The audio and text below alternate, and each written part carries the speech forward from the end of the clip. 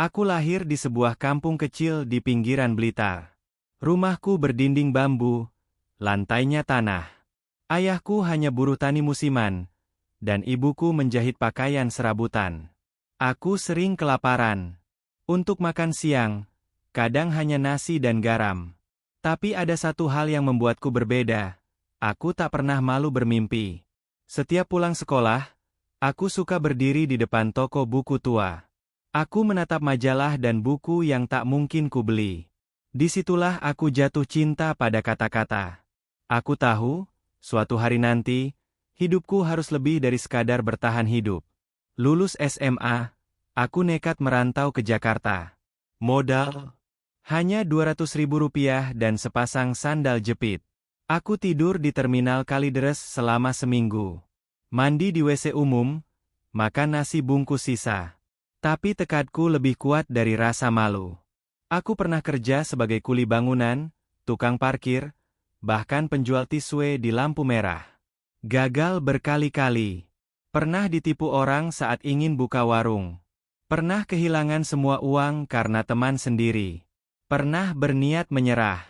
Tapi entah kenapa, selalu saja ada suara kecil yang berkata, "Coba sekali lagi." Di suatu sore hujan, aku bertemu seorang pengamen tua di stasiun. Suaranya parau, tapi ia tersenyum. Kami ngobrol lama. Namanya Pak Wisnu. Ia bilang, "Kamu mungkin tak punya apa-apa hari ini, tapi kalau kamu tetap jujur dan gigih, hidup akan tunduk." Kata-kata itu kutulis di kertas dan kusematkan di dompet. Hari itu, aku mulai bangkit lagi. Aku kerja sebagai cleaning service di sebuah sekolah. Gaji kecil, tapi stabil. Aku mulai mencicil mimpi lagi. Dengan tabungan sedikit demi sedikit, aku buka usaha kecil-kecilan, jual gorengan di pinggir jalan. Hari pertama hanya laku 3 biji. Hari kedua, 1. Hari ketiga, tak ada pembeli. Tapi aku terus mencoba. Hingga akhirnya aku dikenal dengan nama Mas Bakwan. Namun setelah beberapa bulan, lokasi tempatku jualan digusur. Aku jatuh lagi. Semua modal habis. Aku kembali ke titik nol. Tapi kali ini, aku tak menangis. Aku mulai belajar dari kesalahan. Aku mulai belajar tentang branding, tentang kemasan, tentang pemasaran online. Aku mulai bangkit lagi setelah kegagalan di usaha gorengan. Kali ini aku berpikir lebih panjang. Aku tak ingin hanya mencoba-coba tanpa arah. Aku ingin benar-benar memahami cara kerja usaha dari nol. Maka setiap malam, sepulang kerja sebagai petugas kebersihan, aku pergi ke warnet murah. Di sana aku belajar cara berjualan online, cara mengelola keuangan, bahkan belajar mengetik dan membuat presentasi. Satu malam, aku membaca tentang dropshipping.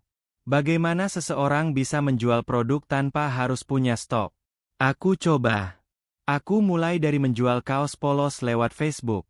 Aku ambil foto dari supplier, unggah ke akun jualanku, dan promosi ke semua grup. Tak mudah. 1 minggu tak ada yang beli. Tapi aku terus posting, terus belajar. Dan akhirnya, satu transaksi pertama datang dari pelanggan di Depok. Saat itu aku menangis diam-diam di warnet.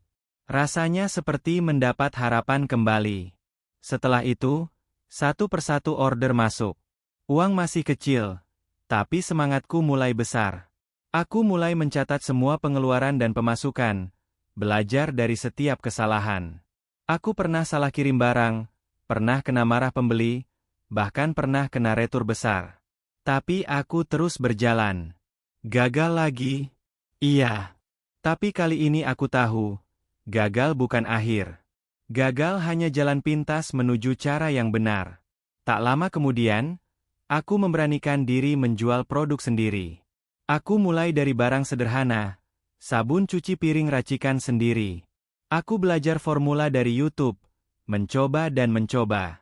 Setiap malam dapur kontrakan jadi laboratorium kecil. Aku uji daya bersihnya, bau sabunnya, dan kemasannya. Modal dari uang gaji dan sedikit pinjaman dari teman. Tentu tak langsung berhasil. Produkku ditertawakan.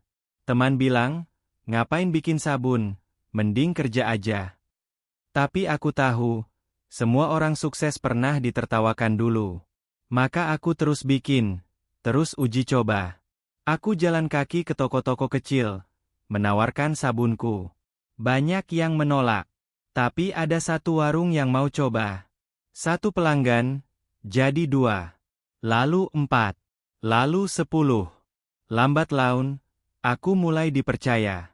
Aku beri nama sabunku, Bersih Berani. Filosofinya jelas, bersih dalam niat, berani dalam langkah. Dan seperti namanya, usahaku mulai menunjukkan hasil. Aku bisa berhenti dari kerja cleaning service dan fokus pada produksi. Aku rekrut 2 teman lama sebagai tenaga bantu. Dari dapur sempit, kami naik ke garasi kecil. Dari garasi, akhirnya bisa sewa ruko kecil di pinggiran kota. Tapi cobaan tak berhenti. Di tengah naik daun, pandemi datang. Semua toko tutup. Penjualan menurun drastis. Aku hampir bangkrut. Tapi kali ini, aku tak lari. Aku belajar adaptasi. Aku pindahkan penjualan ke marketplace. Aku ubah kemasan jadi lebih modern. Aku buat konten video edukasi tentang cara pakai sabun yang aman dan hemat. Perlahan, pembeli mulai datang dari berbagai kota. Lalu dari luar pulau.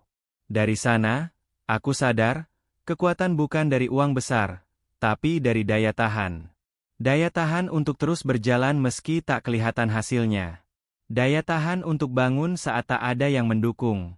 Daya tahan untuk percaya saat orang lain ragu. Aku pernah gagal 7 kali, tapi ternyata bangkit 8 kali lebih penting. Kini, sabun, Bersih Berani, telah dijual di lebih dari 80 toko. Aku punya 15 karyawan, sebagian besar teman-temanku yang dulu sempat meremehkan. Bukan untuk balas dendam, tapi untuk memberi mereka harapan yang dulu juga pernah kupegang erat. Aku juga mulai jadi pembicara tamu di sekolah-sekolah, membagikan cerita ini. Bukan karena aku hebat, tapi karena aku ingin anak-anak tahu, bahwa dari tidur di terminal pun, kita bisa bangkit, jika tak menyerah. Di usia 38 tahun, aku baru benar-benar merasa hidup. Bukan karena uang, tapi karena aku tahu rasanya dihina, direndahkan, lalu perlahan dihormati. Aku tahu rasanya lapar, lalu bisa makan dengan tenang. Aku tahu rasanya ditinggalkan, lalu dipeluk oleh orang-orang yang dulu tak percaya. Kunci dari semua ini, bukan keberuntungan, tapi pilihan untuk terus melangkah. Saat hidup menampar, aku belajar untuk tidak membalas, tapi menatap. Saat jatuh, aku tak berlama-lama terpuruk. Aku bangun, lagi dan lagi. Dan jika hari ini kamu sedang berada di titik terendah hidupmu, ingat satu hal. Semua orang hebat dulu pernah hancur. Tapi mereka memilih untuk membangun kembali, bata demi bata, meski sendirian. Jangan menyerah. Bukan karena kamu tak boleh lelah, tapi karena kamu pantas untuk hidup yang lebih baik. Aku Raka. Dan kisahku belum selesai. Karena selama aku masih bisa berdiri, aku akan terus berjalan, sejauh mungkin.